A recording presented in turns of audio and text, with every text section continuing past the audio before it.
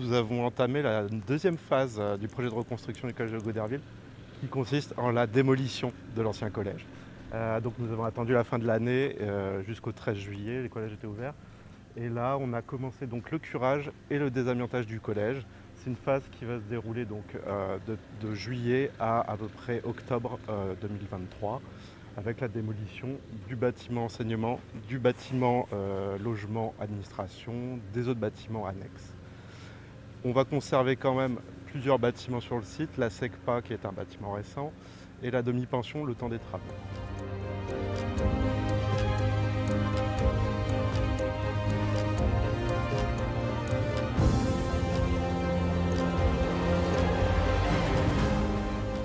On profite également de la période de vacances d'été pour refaire des travaux dans la demi-pension parce qu'on va la conserver durant tous les travaux de reconstruction. Donc là, on est en train de refaire une rampe d'accès pour les élèves. C'est une rampe qui est adaptée aux personnes à mobilité réduite. En fait, on modifie le sens de circulation des élèves parce que toute la zone par laquelle ils accédaient avant sera dans l'emprise du chantier.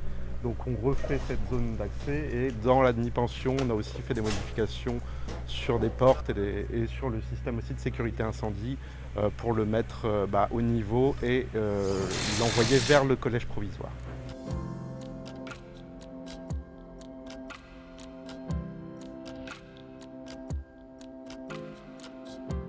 On a réalisé le déménagement dans le collège provisoire et quelques petits travaux de peinture, de plomberie pour que le collège provisoire soit prêt pour la rentrée de septembre pour accueillir les 700 élèves du collège André Gide.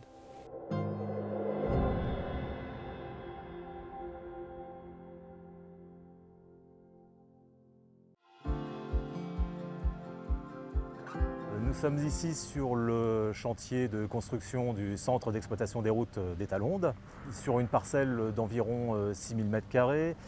Donc le site a été choisi pour sa position géographique, à proximité d'axes routiers structurants.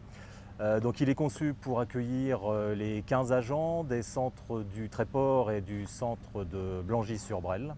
Aujourd'hui, la phase gros œuvre et charpente est bien avancée et donc là on aborde la phase de chemin critique de coordination avec la pose de la couverture.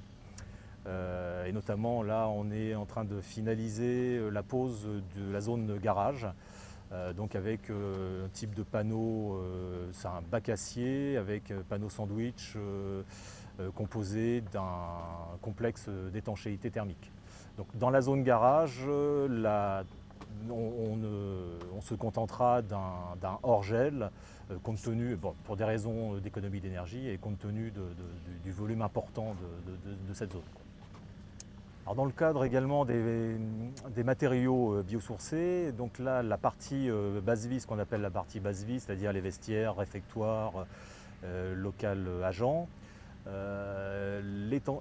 L'isolation se fait à l'aide de laine de bois et le bois utilisé est issu de forêts gérées de façon dans le cadre de la biodiversité.